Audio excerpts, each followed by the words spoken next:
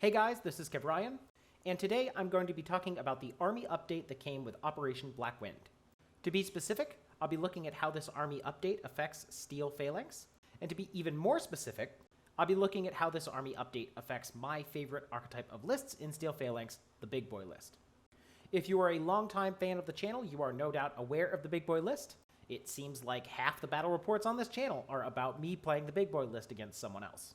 And before the update, I was both excited and nervous regarding how the army update was going to change how that list functioned. In fact, part of the reason why I started looking at Toha was just in case that kind of list got killed by the Operation Blackwind update to Steel Phalanx. Now, good news for all you Big Boy fans out there, the update did not kill the Big Boy list, but it did shake things up, and it gave us a whole bunch of new options that we can explore. And exploring these new options is going to be the primary focus of this video. There are a handful of secondary focuses of this video though, and I'll just get those out of the way here and now. First and foremost, if you want my opinion on Steel Phalanx as a whole after the update, I'm going to basically say that things are largely the same. If you were a fan of the old Steel Phalanx with myrmidons and those heroes, that faction is still present. In fact, that part of the faction has changed very little. So if you go watch my old video about Steel Phalanx, I honestly think you'll find that most of the advice in that video is still applicable. Ajax is still a really good model who represents the strengths of the faction, and the kind of teams that you can put together with Machaon and Agamemnon and Phoenix are still really, really good. Obviously, some things have changed. Hippolyta got updated so that shock vulnerability isn't just such a huge weakness. You no longer require any officers or heroes to form teams, so if you want to run around with myrmidons, you can. But in general, the things that were good in Steel Phalanx at the time of me making that older video are still going to be good in Steel Phalanx at the time of making this video. And that takes care of secondary order of business number 1. Secondary order of business number 2 is that I simply do not have a lot of gameplay experience with all this stuff yet. As of recording, I've played maybe 6 or 7 games of new Steel Phalanx, and I've done my best to put new profiles on the table in ways that I would actually want to use them in games. Even so, I simply haven't played enough games for me to feel like my gameplay experience is representative. And so, important order of business number 2 is basically a giant caveat, which is that you should view all of this stuff as theory crafting. And in the context of theory crafting, I'd like to remind all of you about my first reaction when I saw the Big Boy list, which is that I thought it was a silly meme list that was pretty darn bad. I wasn't the only person who had that first impression. I think it was Differation in the main Discord who told me that his first exposure to the Big Boy list was people making fun of the list because of how bad it seemed. It wasn't until I started playing that list that I realized how unbelievably powerful it was. And it is in the context of that experience that I want to be very careful in saying that all of this stuff really is just theorycraft. As confident as I am in looking at things on paper, I could very much be wrong in the same way that I was wrong about Big Boys originally. In fact, I would be delighted if something that I overlooked today or panned today turns out to be the next great way to play Steel Phalanx. So with that caveat out of the way, let's go ahead and get started. I'll start things off by looking at the original Big Boy list code. This is the one that I got from XNet all those years ago, and its format represents the fire teams that were most commonly used by a Big Boy player at that time. You had Agamemnon and Achilles as a duo, then you had Hector with his plasma rifle teaming up with Machaon, Phoenix, and Ajax. Other than that, you have 2 net rods for cheap orders and 2 lameds for cheap orders. Of course, Agamemnon could go into the Big Boy and Omatarkos of Machaon, Phoenix, and Ajax. That was also a really good way to play. And you'd ultimately have something like 13 orders in a single combat group to just Grand Theft Argonaut your way across the battlefield. It's a great list. It performed really well. It won me a whole lot of tournaments. And the fact that this was made for Vol SC mission finish line provides a fingerprint in the title of this list as the code made its way around the internets. Unfortunately, it is now time for us to retire this code. You can see the red X and the 302 point mark, and that happened because net rods went from 4 points to 6 points. Now, I'm not generally upset about this change. I am actually incredibly happy that Corvus Belli have gone through and started adjusting a handful of existing profiles. I'm really glad that the net rods are more expensive. I'm glad that the Imitrons are more expensive in Combined Army. I'm glad that the Avatar got raised in cost too. I think it's really healthy for the game that these ubiquitous auto-include profiles like the net rods and these really powerful profiles like the Avatar get a mild points hike to just even the playing field and make list building more interesting. And on the off chance that anyone from Corvus Belli is listening to this video, I actually purchased Operation Blackwind off of the strength of the army update and on the tweaks that you guys made to the avatar and to the Imitrons and to the Netrods. If you guys keep updating profiles and making the game just that much better in the long run, I will happily keep purchasing your models. And so I don't actually view the fact that this list code needs to be retired as a tragedy. However, it does mean that we need a new big boy list. Of course, anyone who is familiar with the big boy list and has a copy of Army Up will notice that the easiest change you can make is to take Hector and turn him into the Spitfire version. Do that, lo and behold, 4 SWC, 300 points, wham bam, all set. If all you owned were the big boy list models, then with this change, you would be able to be running a very similar list using only those models. Of course, I do think that it would be a weaker list. First and foremost, I think Plasma is simply better on Hector than the Spitfire. Hector is a big sack of wounds and armor, and that Plasma rifle is going to be much more useful in ARO. And on the active turn, there's just a little bit too much overlap between Hector's Spitfire and Ajax's combi rifle. Still, that's a small potatoes loss compared to the loss of the Achilles-Agamemnon duo. Before the Fire Team update, Achilles and Patroclus could form a duo, and Agamemnon, or any other wildcard, could replace one of the two of them in that duo. This duo gave Steel Phalanx a unique way to play their most iconic model, which is the Brad Pitt version of Achilles. You could slot in Agamemnon, who had tactical awareness to slingshot Achilles around. Achilles also would be dragging around Agamemnon as a specialist for that added efficiency, and while they're in a duo, Achilles' frenzy would not trigger. On the other hand, if you decided to put Agamemnon with the other guys, Hector was also a wild card, so you could have Achilles and Hector running around. Altogether, this duo was very powerful, and quite frankly, it was very interesting. So when the Fire Team update came out, and this duo was forced to be both Achilles and Patroclus with no wildcards allowed, a lot of us who were playing the big boy list were a little bit disappointed. That duo was dead, and it was kind of sad. Still, we knew that the Steel Phalanx rework was on the horizon, and we were really excited to see how Corvus Belli was going to change Patroclus so that that duo would become yet more interesting and flavorful and something we could take. Unfortunately for all of our expectations, Corvus Belli decided to kill Patroclus, kill the Fire Team duo, and as a mild, tiny recompense for this loss, give Achilles +1 damage on his BS attacks and a pulsar instead of a nanopulsar. I think this is really a huge loss.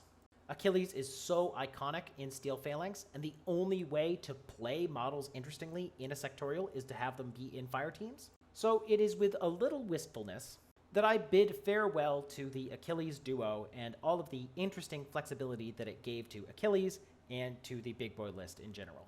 I still think Achilles is a fantastic pick. That extra damage is going to matter about 5% of the time. The pulsar is, a little bit better. But the lack of duo means that Achilles is just a solo Rambo killer who is not going to drag around a specialist and who is going to go into frenzy at the end of the turn. And in my opinion, that is a little sad. And if it's a little sad in your opinion, then I might recommend this pivot. What we've done here is taken Achilles and his AP Spitfire and replaced him with his nemesis, Agamemnon. Agamemnon is the new Steel Phalanx tag, and he is basically a Shakouche with some CC ability and remote presence. This particular son of Atreus sports an AP Spitfire or heavy machine gun. He can move 6'4", he's got BS 14, he's got Arm 6, BTS 6, and Structure 3, and he has a whole laundry list of abilities which basically boil down to 1, I'm a tag so I have tactical awareness, and 2, don't bother CCing me. In this new big boy list, AP Spitfire Agamemnon fills roughly the same role as Achilles, in that he will be running around and shooting people. Agamemnon actually does have a duo, but because Agamemnon is no longer a wild card, the only person in this list that could fit into that duo is Hector, and I'm not sure that that's terribly interesting. Now, in almost every application, Achilles is going to be better than Agamemnon, but there are a handful of things that make Agamemnon interesting to consider as an alternative. 1, he will not frenzy. 2, given that he has remote presence, you can actually heal him before he's unconscious. And 3, he has access to this heavy machine gun profile, which I'll then slot into the list.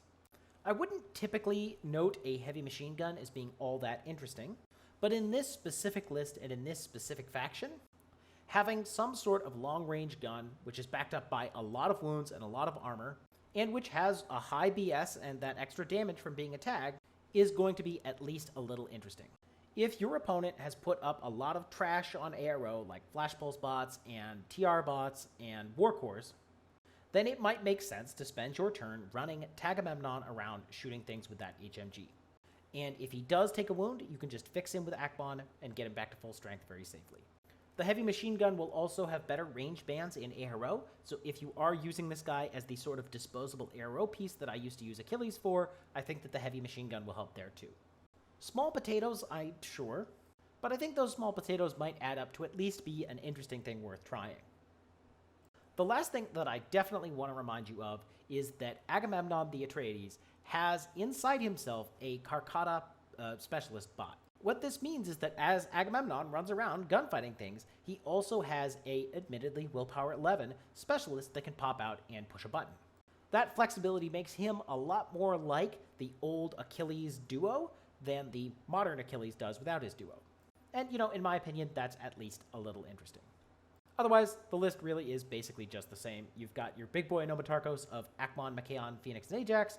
You've got Hector in there, and then you've got another guy standing around doing something else, in this case, Agamemnon.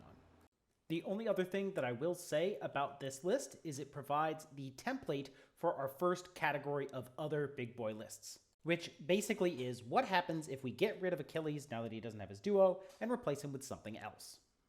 The next big boy list is actually one that was completely legal before the rework and remains legal after the rework. And it is created by replacing Achilles with Atalanta and using the spare points to turn the net rods into myrmidons. I crafted this list specifically because I knew that I was going to be up against assassins, and I was worried about all those Delamis and the problems that they would present. The thinking was that Atalanta would be really good at discovering and then killing those Delamis one by one from complete safety. Now, on game day, I won that game largely off of the strength of the big boy Nomotarchos. Despite my intentions for using Atalanta aggressively, she did not end up needing to shoot anything in the active turn, and in ARO, she had a face-to-face against a Asawira, and she got crit, and that was that for her. And honestly, if you've heard me talk about Atalanta, you'll know that I find her just a little bit too brittle and a little bit too unreliable for big boys. If you've only got 10 slots, I'm not sure you can justify using one of those 10 slots that can simply get unlucky and die in a single order. Which is why, when I added her to this list, I was specifically thinking about using her in the active turn. And if your goal is to have Atalanta survive until the active turn when she can start shooting things, then you can now take the hidden deployment version of Atalanta. The hidden deployment version is slightly cheaper, so you can take a War Core, and it is potentially even more annoying for your opponent to deal with. Basically, you've got Phoenix and those Myrmidons around who can throw smoke in ARO, and your opponent simply cannot shoot at Atalanta until you choose to reveal her, which can happen if you see a golden opportunity to kill something, and it can happen after you've thrown down the smoke. I actually had the fortune of running this list against a combined army player twice, back-to-back games. In the first game, I chose to reveal Atalanta as the Dartok was walking forward to drop a pitcher at me. I hit the Dartok, I forced him to make 2 saves, and because she has BS attack shock, the Dartok died. And in the context of that particular game, this was a game-winning situation. My opponent was really relying on the Dartok to isolate Ajax, isolate Hector, and start dropping missiles on my head. And with him straight to dead in a single order, all those plans fell to ruin. Sure, Atalanta died to a Suryat or whatever in the next hot second, but I simply had done exactly what she needed to do, which was kill the Dartok. In the next game, which was against the same opponent on the same table for the same mission, she ended up surviving until the very last order of my opponent's turn. On the last order of my opponent's turn, he used the tactical awareness order of his Suryat to move around, and I took a free pot shot at someone who was standing out in the open. That pot shot was a cheeky freebie, but when I tried to follow it up on my turn, using her active turn shooting, she simply got unlucky and died in one order. Which, that's how it goes with Atalanta. So, if you are really excited about taking Atalanta in your big boy lists, I do think that it should be because you're excited to use her in the active turn. And if you're excited to use her in the active turn, then the hidden deployment model gives you a really good opportunity to keep her alive until she gets there. Moreover, I think that having such a dangerous model in hidden deployment gives all of your smoke arrows extra teeth that an opponent may not want to deal with. Those teeth aren't anywhere near as sharp as the teeth on the Agema hidden deployment missile launcher, which, if you haven't heard of, go take a look at the Agema profiles and notice that they have hidden deployment. But I do think that the combination of teeth in hidden deployment ARO with actual active turn potential means that this version of Atalanta might find its way into big boy lists in the future. I'm certainly excited to try it again. I mean, you can still see the question mark that I put next to the list title, so I'm definitely not going to say that this is something that is actually a finalized list that I think is good, but it is based on something that I genuinely ran in a tournament context, and maybe someone else will give this a shot, and maybe I'll get surprised. This is yet another pivot from the original Big Boys list in which you replace Achilles with something else, but instead of replacing Achilles with a soloist like Agamemnon or Atalanta, you actually replace Achilles with an entire separate Anomatarchos. And the first time I played a list based on that substitution concept, it was actually before the rework, and it was something that was called Cyberboys. The first list that I played that's based on this concept comes before Blackwind, which is why the list that you're seeing right here is illegal, and that list was called Cyberboys. Cyberboys was put together by Gyro after I talked to him about all these games of big boys against factions like Nomads, which have lots of hackers and lots of midfield repeaters.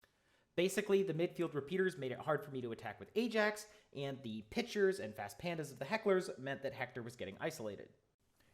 In this list, you basically take a Myrmidon officer to protect against Hector getting isolated or guided missiled, and you take Oideros instead of Ajax to be the point man of that link. I ran this list a handful of times before the rework, and it did basically fine most of the time. 13 orders of Oideros before his update was pretty decent, and you still have a lot of the same robustness that you come to expect from Steel Phalanx. Now, in terms of its actual stated objective of being robust against missile strikes and repeaters, I have played exactly one tournament game with this list against Nomads, and it basically didn't do that. My opponent parked a repeater in the midst of my team, targeted a bunch of people, and killed like 3 of them on turn 1. Those losses crippled the list, and that was pretty much that. There were some confounding factors. The table was an absolute parking lot, super open, so I was forced to clump everyone together, which made me vulnerable to guided missiles. And Hector actually got crit off the table in a single order.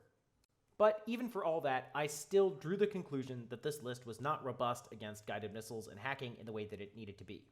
But it was still a good list, and post-update, especially if you're looking to replace Achilles, it provides a useful starting point for other lists. Of course, this one right here is illegal. The net rods and Oideros getting more expensive mean that we're now at 305 points, and so we need some pivots. The first pivot that I did was to turn Oideros into Ajax and to turn Hector into his Spitfire. You hit 300 points and thus make the list legal, but I'm not sure that I would recommend this. And that's because you lose Oideros. Oideros is basically the character version of the Myrmidon Spitfire, and being the character version, he has a slightly different gun. It's the Mark 12 instead of the Spitfire. He has Eclipse grenades instead of normal grenades, and he's got multiple wounds. During the update, he got a handful of small changes, and while I think new Daros is 90% the same as old Daros, the 10% difference is kind of impactful. Biggest of which, he got NCO. That doesn't really matter if you're running Hector, but if you're running another lieutenant, it gives you a way to use that lieutenant order on the fire team. Next, he got Move 6-2. On most units, I feel that Move 6-2 and Move 4-4 are approximately the same speed. And the reason for this is that I think movement matters most when you're trying to cover long distances by just doing move, and if you're doing move, 6-2 and 4-4 are the same thing. But in Steel Phalanx, you were going to be spending a lot of orders doing move and then something else. Move and throw Eclipse, move and throw a button, move and then maybe shoot something. So in practice, I've found that his movement speed of 6-2 makes him dramatically faster than he was before. I mean, it's not too crazy, his team is still 4-4, but movement 6-2 is a nice touch for him. The last change is that he got structure instead of 1 wound and NWI. This is a bit of a weird change. It means that you have to use Agamemnon to repair him instead of having Machaon doctor him when he's NWI. And because he doesn't have remote presence, there's something like a 10% chance that Agamemnon will fail to heal him and put him unconscious. That's not a big deal, but it is a little bit annoying, especially when the thing that I value out of Steel Phalanx is how reliable they are. All that said, it's a small potatoes change. And when viewed as a whole, the new version of Oideros is definitely one of the interesting ways in which he has been updated for, Blackwind. So as I update these big boy lists, I was excited to give Oideros a shot. My first thought was, does Oideros' NCO reduce the need for Hector? In this list, I have replaced Hector with Agamemnon, and otherwise left the Cyberboys' mantle intact. You have a big boy Enomatarchos with Oideros at the head. You have a Myrmidon officer plus 2 other Myrmidons, one of which has a Spitfire. And of course, you have Agamemnon. All told, I actually think this list might be kind of interesting. You've still got something like 13 orders. You've still got decent shooters and the big boy Enomatarchos. And then you've got this backup Harris of Myrmidons in case that's something you want to use. Of course, as long as you have Agamemnon in there, you could try switching him out for the heavy machine gun profile. That all depends on whether the heavy machine gun profile is actually going to be something you want. But if it is, then this list does that. I will say this is slightly less efficient because it basically means that only Oideros is going to use that lieutenant order. When Agamemnon is the lieutenant, he might use the lieutenant order himself to go kill stuff, but he can't do that if you're going to take the HMG profile. Still, it's more or less the same list as what we were looking at before, and maybe that's interesting. Now, as all of these discussions of big boy lists were happening, especially with regards to Oideros, a lot of people were saying, hey, where's Ajax? He's the original big boy. And I think it was Zephyr that put this one together. He basically dropped the 2 Myrmidons, who really don't have all that much big boy energy, and replaced them with a Netrod and Ajax. You now only really have 2 teams of 3 or 1 team of 4 with some extra replacements. But, maybe that's okay. And I will admit there is something delightful about having Oideros and his team on one flank, Ajax and his team on the other flank, and Agamemnon, in the middle or something like that. When I sit down to play Agamemnon, I suspect I will start by playing a list something like this. Of course, we have now replaced both Hector and Achilles, and gone straight into having 2 full Enomatarchoses of heroes. To me, this means we aren't simply pivoting off of the original big boy list, and instead are trying a new format with new profiles. Of course, if your goal is to try out new profiles, then I absolutely would recommend this all heroes list by Iskandar. In addition to the 2 teams, this list uses both Oideros and Hippolyta, who each got updates. We've talked about Oideros already. Hippolyta got a very similar glow up. She is now 6'2", and she is now true 2 wounds instead of having 1 wound NWI. That 1 wound NWI was a real problem for her because she wasn't shock immune, so even something as simple as a landmine presented such a big threat to her. So the new version of Hippolyta is basically fixing the problems that the old version had, but doesn't really change her categorically. At least it's not as big of a change as the change to Oideros. Still, if you're looking to try out these 2 new profiles, this list basically puts them all together. I don't think Iskandar thought this was going to be the new big boy list, but it was a nice efficient way to try out the new heroes. Likewise, if you want to try out the new heroes, you could try this version, All Heroes 2. Here we have replaced the Myrmidon Spitfire with Pandora in her Hacker Medikit version, and with the few remaining points we have turned the 2 Netrods into Lamids and got a Warcore. Again, I'm not sure that this actual list is going to be the good one that you're going to play in the long run, but it gives you the opportunity to try out all of the most interesting new profiles. New Oideros, new Hippolyta, and Pandora. And I've called this list Pandora's Box because I feel like adding Pandora into Steel Phalanx as a wildcard has opened up so many new interesting options to think about at list creation. Pandora herself is more or less an update of Thamyris. Like Thamyris, Pandora is a 1 wound NWI hacker with 0 pain. She has a viral pistol plus 1 burst, which is roughly the same as Thamyris' assault pistol. And she has some extra utility kit if you take the 26-point profile. Namely, she has the pulsar and the medikit plus 1 burst. Where she's different from Thamyris, though, is that Pandora is a wild card. And honestly, this is huge. Thamyris was a soloist in a faction whose primary selling point was these super interesting heroic link teams. So I think giving Pandora a wildcard is all that she needs in order to take that profile and make it see more competitive play. And it was the idea of adding this profile, specifically the medikit version of this profile, that got my gears turning. So when I put this list together, I thought the idea of having a single Warcore in Group 2 would be a Pandora's Box that led to a whole bunch of other lists with like tiny amounts of stuff in Group 2. But honestly, I think Pandora herself is the box. For example, take a look at this list here. I have basically taken the Agamemnon version of the big boy list, replaced Machaon with Pandora, replaced Ajax with Hippolyta so that we would have that, extra Eclipse smoke, and then thrown in a Samic missile launcher so that you can do guided missile stuff with Pandora. And to me, this list really just feels like original Big Boys, except it now has this extra threat of hacking and guided missile strikes. There's still a handful of flex points around. You could turn a Lamed into a Netrod and then turn Hippolyta into Oideros, for example. You could take the HMG Agamemnon if you felt like it. But while this flexibility means I don't know exactly how the list is going to suss out, it demonstrates how Pandora Wildcard is a really interesting addition to Steel Phalanx.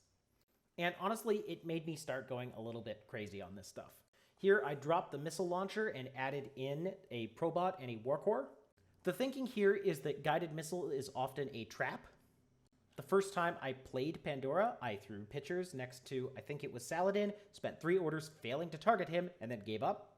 On the other hand, having a handful of dudes in Group 2 that you can slot into Group 1 just adds a tiny bit of robustness, and of course, having baggage means you can refill Pandora's repeaters. Now, if you were to say this list is crazy and incoherent, I would agree with you, but buckle up because crazy and incoherent is what the next couple of lists are going to look like. In this next list, I basically went back to the All Heroes format from Iskandar and replaced Hippolyta with a TR bot in Group 2. Partly, I was motivated by a game that I played in Volesci's Team Battle Kaldstrom. In Team Battle Kaldstrom, I was playing Svalorheima, and being Svalorheima, I had lots of remotes. And what I found is that these remotes had something like big boy energy. 2 unconscious states meant that you very rarely would kill them in one order, and if you didn't kill them, then they could get repaired by engineers. So the thinking here is that this Zayan Rebot will just dump it into Group 2. If it gets knocked unconscious, no big deal. If the opponent spends 2 orders killing it, again, great. And if it gets repaired, I'll just have something annoying again. I had the opportunity to play this list, and that is more or less exactly what happened. The Zayan Rebot locked down my opponent's impetuous orders. It went unconscious after it got shot by, I think, my opponent's Achilles. But then I repaired the TR bot, and it stood there being annoying for the rest of the game. Of course, if you actually were to play this list, I would strongly recommend taking Agamemnon and swapping him with the Myrmidon. This means that the Phoenix team is pure and thus gets +1 ballistic skill, and the engineer is with Oideros, who kind of needs it. But that's a small tweak, and honestly, I was very surprised at how well this list performed. In fact, it performed so well that I made some tweaks to the list and then ran the tweaked version again. Here we have why not have a GML bot in Group 2. Of course, the GML bot I actually did put into Group 1, but that why not format shows the heritage of the TR bot. This list is basically exactly the same as before, except instead of having the TR bot in Group 2, we have 2 Lamed Flash Pulse bots in Group 2, and then we have the Probot and the Samic in Group 1. And in the one game of playtest I had, this list performed pretty darn well. I used Pandora to lob some pitchers upfield and isolate some fools. I targeted something and dropped a missile on its head because 2 things were put close together. And I generally rampaged around with Oideros and Ajax and all that big boy energy that I love to have. I will say that I felt the absence of Hector. Oideros and Agamemnon both provide decent orders efficiency, but they're only in one team. So when that team fell apart, I was stuck back to my conventional order pool, which I think had been reduced by some guys going unconscious. That's very different from the Hector experience, in which as long as Hector's alive, he's providing a ton of orders. The last major category of big boy lists that I want to talk about are the ones that contain Skilla. Skilla is effectively Steel Phalanx's version of Jazz and Billy. She is a 1-wound hacker with BTS 6, whose hacking device can both do normal hacking things and also has Trinity. Now, in early N4, a lot of people were excited about Skilla because she has this ECM hacker -3. So if she puts a pitcher next to the enemy hacker, they're getting a -3 for firewall and an additional -3 for this ECM. However, at that time, she only had BTS 3. So if the enemy's hacker got a pitcher next to Skilla, yes, they would be at a -3 from Skilla's ECM, but they would have the advantage of their own firewall and burst for active turn, and Skilla would pretty much die in one order. Now that Skilla has BTS 6, though, she is just a little bit more reliable, and if you park her next to Pandora, the Steel Phalanx player can potentially bring 2 fairly competent hackers, who are each rather robust in their own way. Now, even working together, I'm not sure if Skilla and Pandora can survive if a brutal hacker like Jazz or Bit and Kiss lands a pitcher next to them. And I am also pretty concerned that Skilla remains very expensive. All that CC, all that armor, the fact that she has a boarding shotgun instead of something cheap like an SMG, means that she is fairly bloated. And I don't think the fact that you can take the Charybdis FTO for a regular order at 12 points is all that much of a discount, especially considering that to actually link the Charybdis FTO, you have to take an expensive link leader. But despite all of these misgivings, a lot of people have wondered what it would look like if you made a big boy list with both Pandora and Skilla. So let's take a look. I forget who put this list together. Might have been Gyro, might have been someone in the Discord, but the name Steel Tomads is a clever pun and therefore not something I would come up with. To talk about the list, the first thing you have is the big boy Anomatarchos with Oideros instead of Ajax.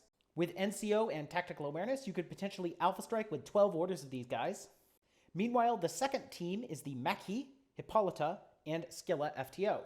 This is unfortunately only a 3-man link.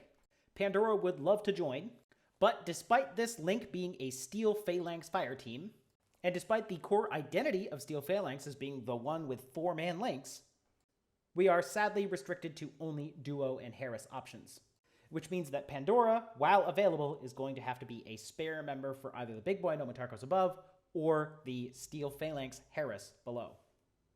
Aside from that, we have the Samek Missile Launcher bot, a Probot to recharge Pandora's pitchers, and a Warcore in Group 2. Now, the primary way that this list differentiates itself from the previous list we looked at is with this Steel Phalanx Harris. You've got Skilla, who we've already talked about, you've got the Machi, who I'm going to talk about in a second, but you also have Hippolyta. And what I think is kind of clever here is that we are using Hippolyta's wildcard status to add smoke to a link that would otherwise not have smoke. In a Myrmidon link, Hippolyta is going to clash pretty heavily with Oideros and Ajax, who serve similar roles and come in at a similar price range. She might be worth taking, and you have seen her in some lists today, but Ajax is so good and Oideros is so useful that they provide stiff competition to her in a Myrmidon link. But this isn't a Myrmidon link, and therefore Hippolyta can join. So one of the answers to the questions, when would you take Hippolyta over Oideros or Ajax, is when I want to put her in a link that only she can join. And with discussions about Hippolyta aside, let's now talk about the Machi. These are one of the brand new profiles with Blackwind, and they are more or less like Steel Phalanx's version of the Psycop. They have a decent ballistic skill, they have MSV1, and they have Mimetism -3. Unlike the Psycop, they have NCO, but they're also quite a bit more expensive than the Psycop. Now, when I first saw the C1 version of this profile, I was really hoping that the N4 version of this profile would have NWI or some other way of justifying the cost. Unfortunately, that cost seems largely to be driven by this outrageously high Armor 3, this unnecessary BTS 6, and expensive unnecessary stuff like Stealth, Fizz 11, Zappers, and Breaker Pistols. No part of this kit, aside from maybe the armor and BTS, is on its own outrageous, but if we compare the 30-point Shock Marksman Rifle Machi profile with the 25-point Multi-Marksman Rifle Psycop, we see that the Machi is both more expensive and not clearly benefiting from any of the things that it has to pay for. We can draw this contrast into even sharper relief by comparing the Machi against a trooper that everyone agrees is really good, which is the Karhu. For 35 points, you could get a Machi with a Red Fury, or you could get the absurdity that is the Feuerbach +1 Burst Karhu. Obviously, it's unreasonable to expect that all the new units are going to be as busted as the Karhu, but looking at busted dudes like the Karhu can help understand why me and many other players aren't that excited about the Machi. Nevertheless, if we want to take Skilla in a link, we've got to take the Machi or the Hoplite, and between the two, the Machi is a BS-13 Mimetic MSV1 shooter with a Red Fury and NCO, and that's at least going to be useful as the point man of a link. In terms of whether this list is good, I actually have played it. In that game, I enjoyed using Hippolyta to jump up on top of buildings.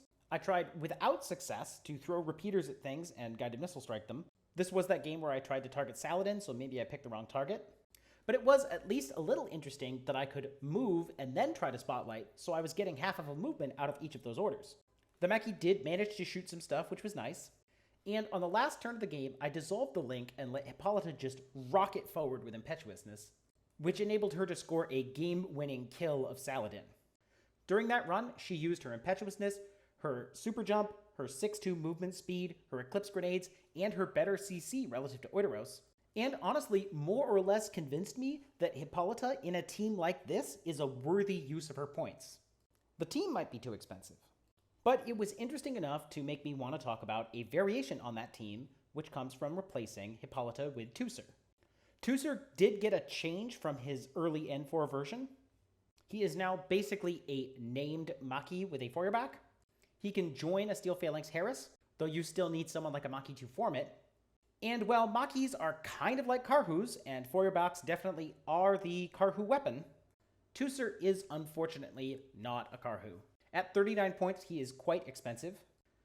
With only a normal Feuerbach and not a Feuerbach +1 burst, he is not that great at shooting. Being downgraded to MSV1 and allowed to join only Harrises, he can't get Sixth Sense, which dramatically limits his options for shooting opponents through smoke. And for all that cost, he basically distinguishes himself from Maki by having a biometric visor and NWI. Now, NWI is nice. I like that you can cancel it with a doctor.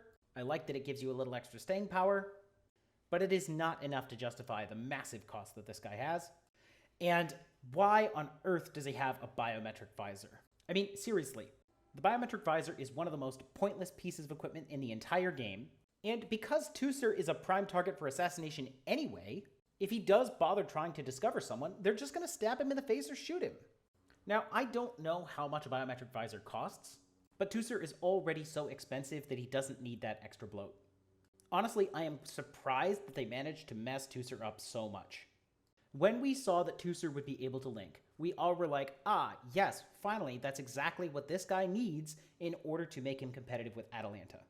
But in making him linkable, they only let him join this dumb Steel Phalanx Harris. And they took away the MSV2, which would actually allow him to impose significant penalties on his opposition. Not only that, but to form a link with Teucer, you have to take a Maki or a Hoplite who are liable to be doing very similar jobs. So, I'm super not sold on this guy. He does fit into this list, and once he's in this list, he'll probably shoot some tags or something like that, but I'm not excited about it, and I'm sad to see this super cool model with this super cool weapon be turned into such a lackluster member of a lackluster team. I hope I am wrong in this assessment, and I do want to clarify that this list came from Stanks, and I am not throwing any shade on Stanks. This is definitely an interesting way to try out Teucer if that's what you want to do. But guys, I'm just not sure that Teucer's actually going to be worth trying out. And I think that that's kind of a shame. We're running a bit long, so I don't want to dwell on things for too much longer. But there is one more list that I wanted to talk about based on this Skilla Fire team, which involves taking Teucer and replacing him with an Agema marksman in Group 2. Now, before you say anything, I know that this list has 14 order-generating models, and that calling this a big boy list in many ways does a disservice to the idea of big boy lists. But if you think about it, all the stuff that's in Group 2 is either cheap and disposable, or is an Agema who hopefully will reveal and blow someone up. If you wanted to, you could drop the 2 Lameds and then turn the Myrmidon into Agamemnon, but to be honest, I think the extra repeater coverage and the extra ARO potential is what is giving the otherwise less sturdy Harris the protection it needs to survive like a true big boy list. I think there are pivots that you could do which would make this even more big boy-like. For example, you could drop the Maki and grab Agamemnon, turn Skilla into her sync version, and use the spare points to grab a net rod. That increases your wound count by 2 and gives you Agamemnon's tactical awareness order. But these are all small tweaks, and I don't think they move this list into true big boy territory. You're really just going to be big boy adjacent. And honestly, I think that's probably fine. As a final consideration, I wanted to show you this list. Now, as I've mentioned many times in the Discord and maybe in some of my battle reports, I think the state of defensive hackers in infiNity is pretty sad. Broadly speaking, once an enemy repeater goes down, there is not a hacker in this game who is happy to sit there and ARO against things like Jazz or Bit and Kiss. Yes, things like the Interventor have obscene BTS, but if they go down, you're probably in loss of Lieutenant. Yes, things like the Ashura or the Anathematic have high willpower and lots of wounds, but if they get injured or isolated or killed, they are worth a ton of points, and losing them can be crippling.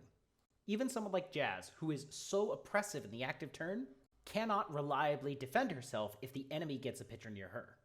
And while there are many more things that could be said about this phenomenon, The way that it impacts Steel Phalanx specifically is that it makes Hector kinda no fun to bring.